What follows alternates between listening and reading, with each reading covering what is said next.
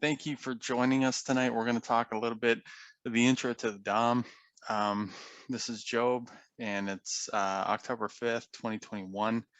And so we want to talk about a few of the nuances and so forth that we're looking for, and how to identify areas of interest and so forth.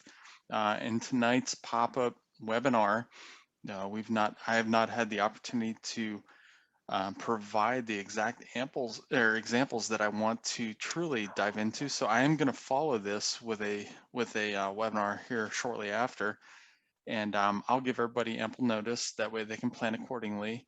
But tonight we're going to be doing a lot of discussion of the DOM and so forth. So with the DOM is the depth of market. It is the price ladder, and we will look at this exactly. So in the center, you have the price. On the right-hand side, you have the offer that sits above the price. On the left side, you have the bid, the willing buyers to sit below the price. With that, you're able to gauge different aspects of this: the size of the resting orders, the order movement, the movement of those orders within the DOM itself, the order placement, and whether or not it fills. So what's there? This is my DOM. And so if I zoom in here, this is exactly what I look at, okay? And so on this example, what you can see is the center here. If I can bring my drawing tool up here. And what we can see is this is the price, here is the offer, here's the bid, okay? Now, here on the right side, and this is a DOM that I've shared with the group, this is the delta. And so these are the aggressive at market sell orders. These are the aggressive at market bid orders. And that's something that I like to keep track of to make sure that somebody's not getting overweight on one side or the other. If we have a full aggressive buy side and it's simply neutral or two-way trade, and I like to look for the bid stepping off and the offer stepping in to take this down. But keeping that aside, let's keep it to the DOM, because we've already talked about delta and other respects. On the left here, what you see is the pulling and stacking. So this is the offer, and this is the bid, pulling and stack. Now, here's the thing. With the pulling and stacking, as the price is moving in one direction or the other, what you want to see is who is actually maintaining the appropriate confidence on one side. And so if the offer is heavily on the listed to the total side of stacking, then they're more likely to be pushing in that direction. And if the bid is pulling off and the total of this is declining, then we can see this pushing down further. So bear with me as I got to go through some of these basics here. Here you see a session volume profile. Session volume profile, I'm Eastern Standard EST. So it's going to run from 1800 to 9/29/59, and then my RTH is going to go from 9:30 to 1700. And that's going to be running right there on the left side of my DOM. That way I can gauge that activity on the volume to show interest in actual traded activity. Out here, this is a 5-day volume profile. Okay, so now we've laid this out. We have our pull stack, got our price, got our bid, offer, delta. What the heck do we have here?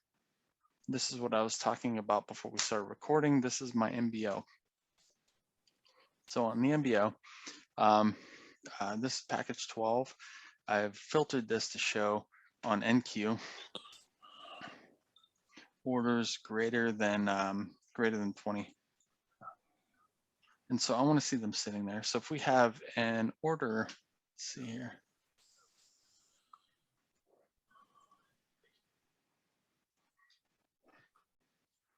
If this is a 116 and we have an order of 75, and we have nothing else on there on the book itself, I expect price to be coming up into this. And if that were to fill, then they were serious. They wanted filled. So if you want filled on the offer, you want price to go down. Okay. If you want filled on the bid, you want price to go up. Now, is there a way to tell if this is a somebody taking profit or not? Well, the answer is no, but it's a gray no, because today we're even seeing individuals doing 50 bilaterally, and one would fill, it would come up, and it would fill, and it would take back. And so there is a way to actually visualize those orders in order to see who is actually just taking profit on the scalp type moves. So getting into the basics of the DOM, if we are lifting the offer means that we're stepping up to buy whatever is here. Okay, if we're lifting the offer, that's bullish. Okay, we're stepping up, we're buying at market. If we are hitting the bid, we're stepping down to sell at whatever market is, and it's stepping down to sell at the closest order, and it's selling at this, and that's a market sell. Okay, particularly important, especially on time and sales, to understand that, because when you see something like a sweep, okay, what is a sweep? If this was an area of interest and price were to move rapidly, and all we see are market sells, and then all of a sudden, as price does this, we see somebody step in with buy, a large order buy, and they're hiding that liquidity in that stop run.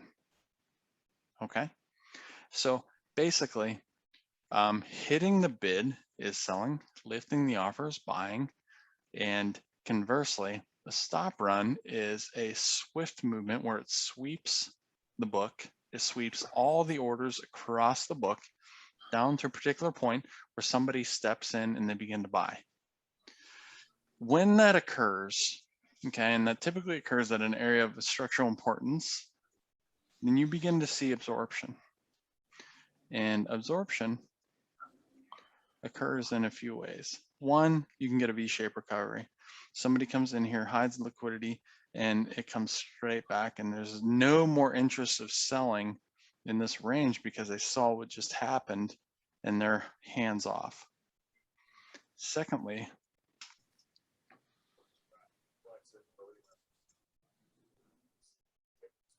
the bid steps in like that. It comes back up to where it initiated, comes back, and then the bid steps back in. Comes back up to where it initiated. This is absorption. So the pace in which the DOM moves is essential. And so there's a lot of individuals who look at either trade number bars or volume number bars. I know Flurry uses volume bars. I like trade bars because I'm visualizing the DOM. So I've already got that on my book here. So when I see that type of sweep activity, if it's sweep and response, then that tells me a weakness to the side that swept. Let's take a look at this the other way. If we bid this up, we swept it very swiftly. Somebody stepped in and offered this down to here. Price came back up and it swept it back down to here and so forth. That means you have a seller in this zone. So the speed at which it occurs and the activity on that book, what happens on the book is the book thins out. It removes those orders, and or they're actually taken and they're pushed through. 1 second.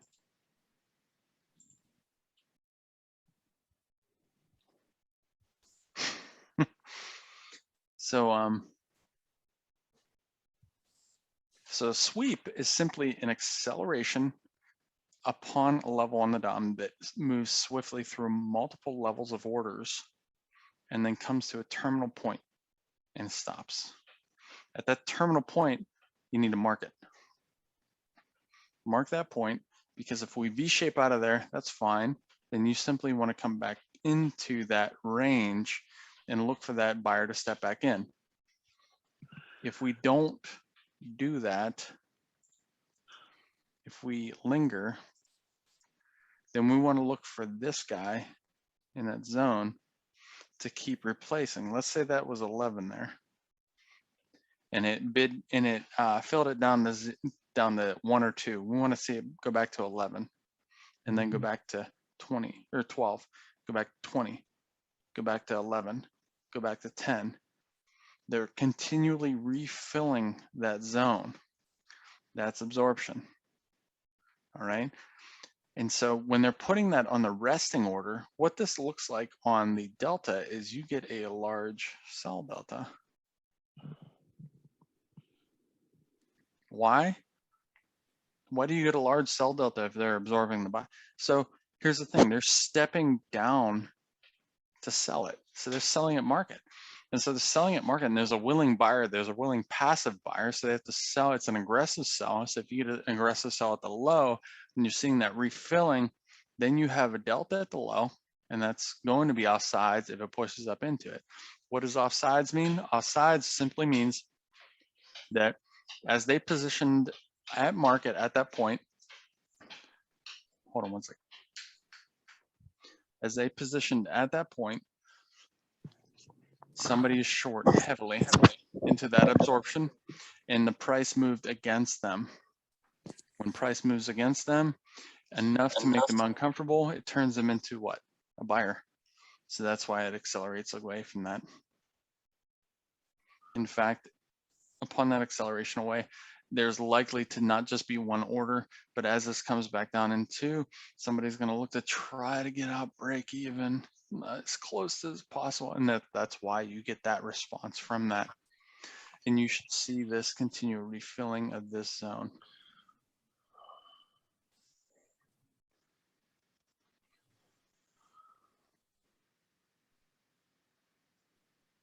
Is my mic mute?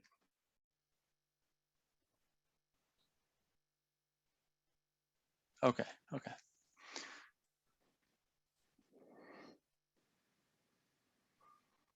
So absorption comes in a few different factors. One is that in which it just displayed multiple orders coming in and refilling that zone. The other one would be if I had like a 141 here and price was gravitating down to it, it pushed through it, it filled it, and it pushed just beyond it. And then as we push back up, we see a 30, a 60, something step in very quickly on the DOM, and it begins to buy this up. Okay, that comes into the resting order aspect of this. Absorption is simply individuals who are, yeah, if I was muted this whole time, man, I'd probably call it a night and buy everybody tacos. But absorption to me is that either that slight refilling of a particular level or a large order that's sitting there that does get filled. It has the intention of getting filled. Price moves just beyond it because people are trying to push them out initially. But then just beyond that, you get other individuals stepping in, might be the same individual and so forth. So when you see that filling, I don't typically fight that. That's something that that I actually like to see push through and recaptured in order to accelerate against those who filled it. Because if we fill that like 141 there, we're gonna have huge offside. We're gonna have a ton of people short there, because for every buyer there's a seller, right? That's the biggest argument we get. Well, for every buyer there's a seller. Yeah, exactly. So if you have 141 there, resting bid, and 141 people sell into that at market because price is going down, they're getting excited. It's not going to be one person selling 141. You're going to have a bunch of different people. So there's going to be some of them that get nervous. And as this goes up, they're going to start exiting. They become buyers, and that buying entices buyers. Okay. That's something that I'm really, that's one of my favorite things to look for, especially around structural levels, pivot, targets, so forth. Those resting orders sitting there, let them push through, let them show their intention, let them hit the tape, and allow yourself to see them in position and somebody begin to get offsides. Otherwise, it becomes more of a nuance when they are smaller orders and they are absorbing, but you're going to be able to see this. So today I was chatting with Leo because he was on and price was coming down to some point, and then we saw a flash of like a 50 come in, boom, it filled on a bid.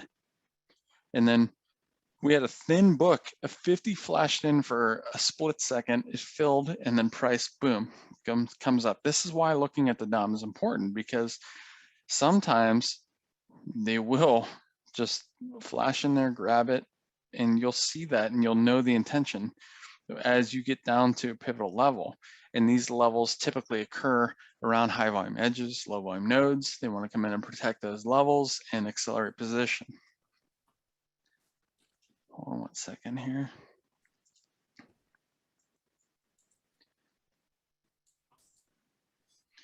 So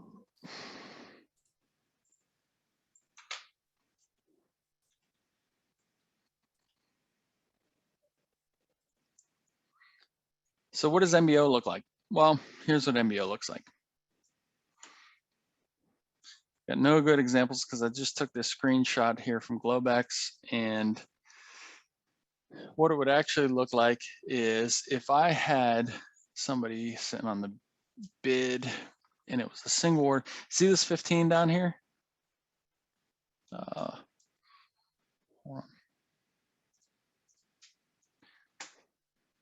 See that 15? If that was a single individual, I would have a, if that was, let's say that was, because it's filtered, I got to be over 20. So if that was 25, and I saw a 22 sitting here, especially in Globex, I would want to know that that 22 wants filled, because once that 22 fills, they go. And if they push against that 22 too far, say 4 points or so, then no bueno, especially in Globex. Now in RTH, let's say that was a 150, and we saw 75, comma 50. We would know that there's somebody with 75 lots there, somebody with 50 lots there, and the rest is just nuance, retail, sitting with that volume. But that's pretty good volume. And so as price comes down in there, somebody wants long. Grab that, send it back. And it doesn't have to be to the tick. Like I said, allow it to push into it and then find that refill. Find that 17 that comes in, find that 11 that comes in, find that 20. Just watch that flash on your DOM.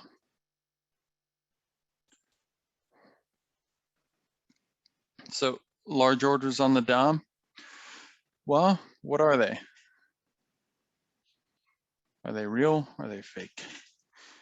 The most common answer you're going to get is that they are spoofing and they are trying to push the market. In reality, there's no way to tell until they hit. There is a way to tell if they are if they have better intention with the MBO data, because you can actually see the positioning as a conglomerate with the individual sitting there. And if I saw 150 lots there and I didn't see a single order over 20, if it was just blank, then that would look to me like somebody's going to get run through. But if I saw 150 lots on NQ and 100 of them was a single order and it came down and pushed into it and it grabbed it and it got it, then that would be more important to me. So if you see a large order in the book, if you want to get ahead of them, understand you're going to take a couple ticks, maybe a couple points of wiggle room. But the safer way to do it is to see them fill and watch the flash back in on the DOM of absorption. You don't want to be laggard, like 2 to 3 points after it gets in front of that. You want to be as close to that as possible when you see it fill and then you see the other orders flash in. If you see a sweep, what is a sweep? A sweep is when a large order hits the book and it drives down, it sweeps all the orders on one side of the book. If you see a sweep, then you're looking for stop run activity. Stop run activity at areas of structural importance, like structural levels, support and resistance, LVNs, so forth. When you see that, that can be exhaustive. And so the one benefit that somebody like Flurry uses volume candles. If he sees a wide candle, he can assume that's a thin volume. If he sees a narrow candle, he can assume it's building volume. Like conceptualize volume and price. And so if you're using a trade candle or if you're using a time candle, you're not getting the same response. But if you're using a volume candle, then you can see how that volume thins as the candle extends. Now, one way you can combat that is just make sure that you have your profile next to whatever the heck you're looking at, whether it's DOM, like I'm showing you here, or your candles or so forth. But when a large order sweeps the book on a thin market, it's going to pass multiple levels, and those levels may want to take place in the auction. Now let's talk about an example like what was it last night? Not last night, night before. We had I posted something on Twitter. We had a skipped auction. So your volume profile showed actually no volume traded at 2 levels. You can go back to my Twitter and look at it. It was 30 and a half and 31. There was no volume traded at that level, those 2 levels. It's not going to leave that unchecked. And so as price drove down, it kept driving down, building volume, driving down, tapering. And as it tapered, it came right back straight to that area of unfinished auction because the market is looking to allow participants to take place. Okay, so that's a little volume profile tip there on that. We got to understand that 70% of the volume that's actually taking place on the market itself is algorithmic based, and that's okay. We don't have to be scared of that because we're going to be able to identify who wants to position, who doesn't, based upon this type of activity. If they are placing a single order there, we're driving up into it. Do they fill? Do they not fill? And once they fill, are they filling and the book is completely gone and is driving? Or are they filling and then the book thickens? That's what I'm getting at here, all right? You're gonna have your best results in looking at this type of activity during the first 2 hours of trade, and also there after 2:30 Eastern into the close to see this type of response with respect to disregarding the last 30 minutes. The last 30 minutes are going to be a shit show. I learned this personally with Globex because it's so slow.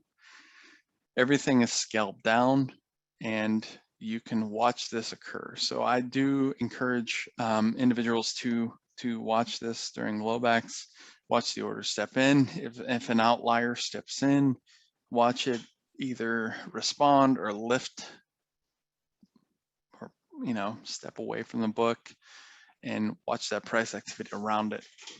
And secondly, with that being said, you want to know who's with respect to who's filling.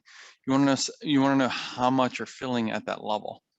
So this is where that delta at price takes place. And so, for instance, if I had a large buy delta, see that 11 there. If that was 400 and price was lingering there, then I know that we have 400 people that bought aggressively. And if price gets against them, they bought aggressively, and they're more likely to aggressively exit to avoid risk. The spread. What about the spread? This here, you can actually see a spread on this. So this is a 3 tick spread. So you got 2 ticks in between, and you got offset on either end. So on this particular example, I want to see who's actually stepping up into and filling, and who's stepping down in filling. In Globex, this is a really good time to watch this. In RTH, it's a bit too fast, especially on the NQ DOM, to see the spread unless you map it. But that's where on the right here, the cumulative last bid and ask, cumulative last trade lingers, that little green box. It lets you know who was the last one to step into the market. So on this particular example, 4 lots stepped in, boom, bought it 44.75, even on that spread, they stepped up, bought it. And so that's something that I like to use for execution, especially when things get a little muddy and fast, and just visualizing that, because if I continually get the red box down here, 2, 5, 10, 5, 6, then I want to be passive if I'm going to be getting along. I want to allow somebody to aggressively begin to hit the book. This is your book. I mean, it's telling you who's stepping up and hitting that. You're going to see this reflected on your tape. How do we get your DOM to try it? JavaKitty, the DOM has actually been sitting in the OFL attachments section for 2 months now. And it's, let's see, if you go up to studies edu, the basic studies come all the way down to OFL attachments, then you can download DOM. The only thing it doesn't show is the MBO. If you have the MBO, let me know, I'll send you an updated DOM. I removed it because I know a lot of individuals don't use it, but I'm glad to add it for you. And with that being said, you can see my pull stack is not my full book. So 30 pull stack on like a 22 to 25 tick. And how in the world do you do that? And why would you do that? Well, first off, you want to see who's executing closest to market itself. You want to see who's pulling, who's stacking closest to market. If I give you 50 levels, then you have 50 levels to monitor. If you have 25 ticks, then there you go. You can tighten this up to kind of get a smaller time frame picture. Obviously, that's not something that I'm looking at as a primary form of entry. I want structure to precede execution as we approach an area of interest, and I'm looking for that to flip heavy to one side or the other.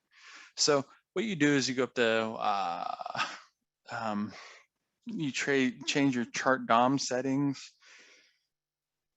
Trying to visualize this because I don't have it up. Chart, you go up the chart and you go, it pulls up that little tab, you go down and right, chart DOM settings, you go all the way down to the bottom, like next to last, and you say pull stack distance or depth, and then you change that to whatever level you want. I recommend anywhere from 20 to 25. You'll need 12 to get in. Thank you, Asad. So that pull stack is a primary last things that my eyes look for. If I see a large order stepping on to the book, we're aware of it. We're utilizing that as a target area of interest. If we don't get there, doesn't matter. But if we do get there, we want to see how they interact. It's very, very important. And let's see here.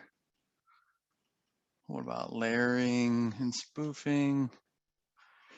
So if somebody is placing orders on there and they're continually lifting, then yeah, thanks Flair. If somebody's placing orders on there, they're continually lifting those orders and not filling, then that's just simply going to be attracting price and continually sending it in a unidirectional movement. If somebody's layering, then they're not close to market, but they have multiple orders stacked on one side, and as we push to them, they remove. That's another way to show strength in a manner that doesn't play out. So what we want to be doing is, this is where MBO for me helps a whole lot, is that I can see if somebody is just layering and spoofing. Otherwise, I can see if somebody has a large order placed, and that is that's more of interest. If we're in a like trend day today, so we're in a trend day today.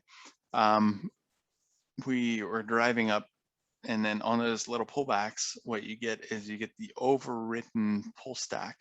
So the stacking of the offer becomes very heavy, and it begins to push down, and then you see the bid go a bit negative, and so they're pulling a lot. When that goes negative, you're getting ready for a reflex reaction. And so as that goes negative, you're looking for that to, on the first sign of that going positive, with the offer starting to go down a little bit, because you're going to get a bit flip. You're going to get a book flip. And so that book flip allows you to gauge those rebid reoffers. So we talk about rebid reoffer zones. So as price comes down into that, one of the primary things that I'm looking for is, let's say price is coming down into a rebid. So I'm looking for that stacking on the offer side to be very heavy, and it's pushing, and the bid is negative. And as we come into that zone, the bid is negative, it begins to slightly go positive. That's when I'm looking for those reloading and absorption type activity in order to thrust out of that zone to create a little V-shaped type activity and response to offset those laggard shorts. Does that make sense? Anybody you can all unmute your mics.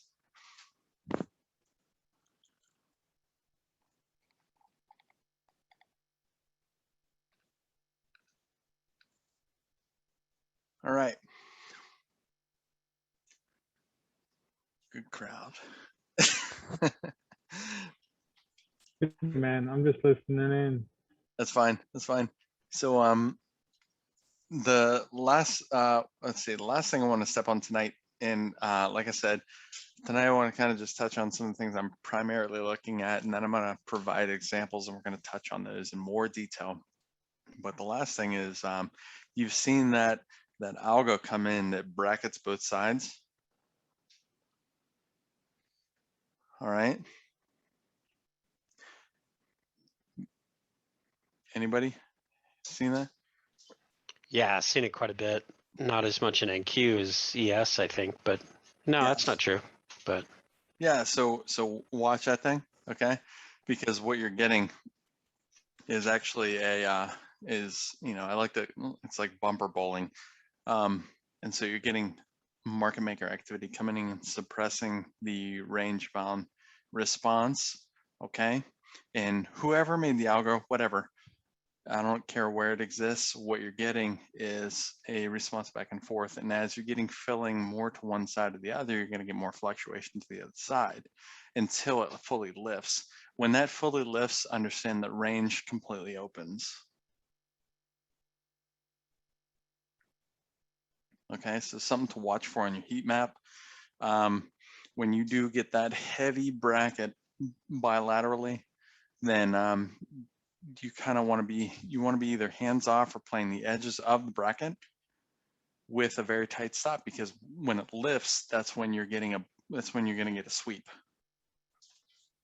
Thanks. What about the size of the white dots? Which white dots?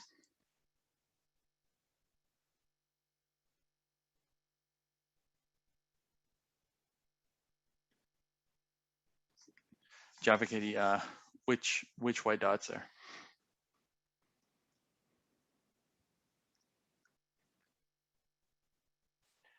The ones in your absorption. Oh, okay. So you're talking about the EAD. The EAD absorption dots do not change size. And so they're simply configured to show when activity is offsetting the predominant direction. And so as you get the absorption coming in, what they're being offset. And so they're being offset by somebody stepping up willing to take that place. And so they're not going to be a different size. And then when you see that initiation, that's where the triangle comes in. Mm-hmm.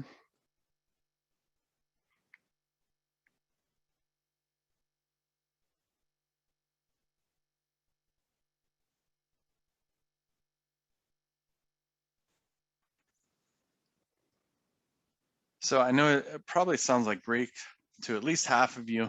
To some of you, you're probably looking at this saying, you know, I want to see more. We're going to see more. I'm actually going to pull together a lot of resources that I have recorded, and we're going to dive into those directly. That way, we can begin to visualize what this means to execute upon a level and so forth. The tools that we've developed are based upon this type of activity, and that's why we utilize them. And let's see here. Usually I see white dots of 2 different sizes in clusters.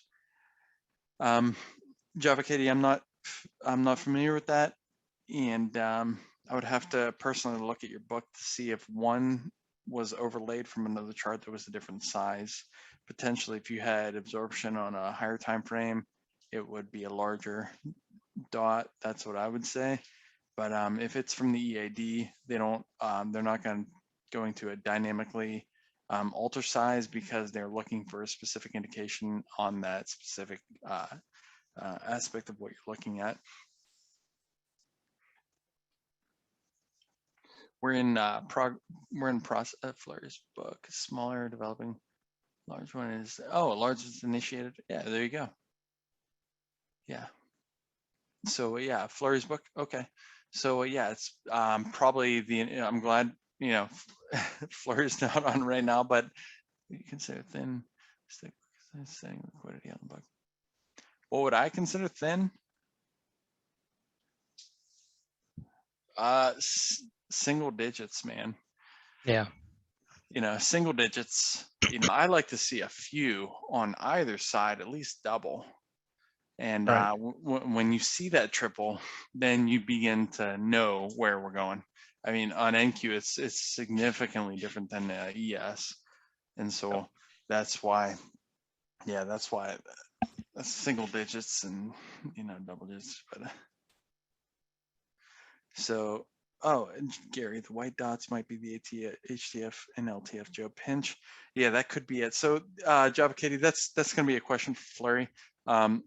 I don't run his chart book. I run my own, and so you'll have to ask that, or actually look into the analysis and studies of what's on your chart, and you can actually decipher that as you go down through and see the studies listed and overlaid there. Particularly, we like thin books. We like thin books because volatility is high and positioning is shown. And so this is what I like to see. And so if we are able to see a very thin book, like on like an election night or a news release, then what you get is the bid and the offer just disappear, price goes berserk, and then you start to see people filter in. And they don't filter in initially as just like half-assed. They slam it on. And so you'll see orders come in and they'll just step on to the book, and they do interact. And so that's something with, I was, before we got on here, the reason I was a little delayed in even starting, so I was looking at FOMC recordings that I have. And it's interesting because you'll see FOMC like drive down into a large order, it'll pop up. You'll see half of that large order, you'll see like the half size just continue to absorb on the next drive down, next drive down, but they don't create that initiative activity, and then it explodes. And so the FOMC is a particularly good time to record your DOM, record your screen, and view DOM interactions. That 2 p.m. on Wednesdays Eastern time when that occurs, because you're going to see stuff that will actually really help you in the long run. That absorption and initiation. That's all you're looking for: absorption and initiation. When it comes to execution, that's what you need. As far as the layering and the spoofing and the other thing, large orders and so forth, yeah, that just provides an idea of who has interest there, but you will clearly see the activity stepping in and out of the book there.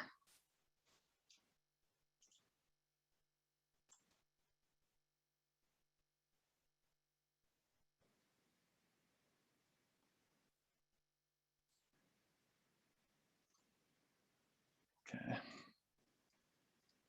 So thanks for stepping on with me tonight. I do want to take some time for the next round to prepare examples and video examples for us to really dive into and decipher. And that way we can talk about this in more detail. A lot of us are new to the DOM, and that's okay. That's okay. But this is where the tools and a lot of activity that you're seeing on your candles are coming from.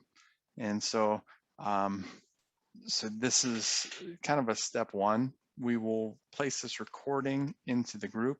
That way you can replay it and just listen to it. Obviously tonight is a lot of back and forth explaining. And then once we put examples to that explanation, we'll rehash that, and we'll be able to, put pen to paper.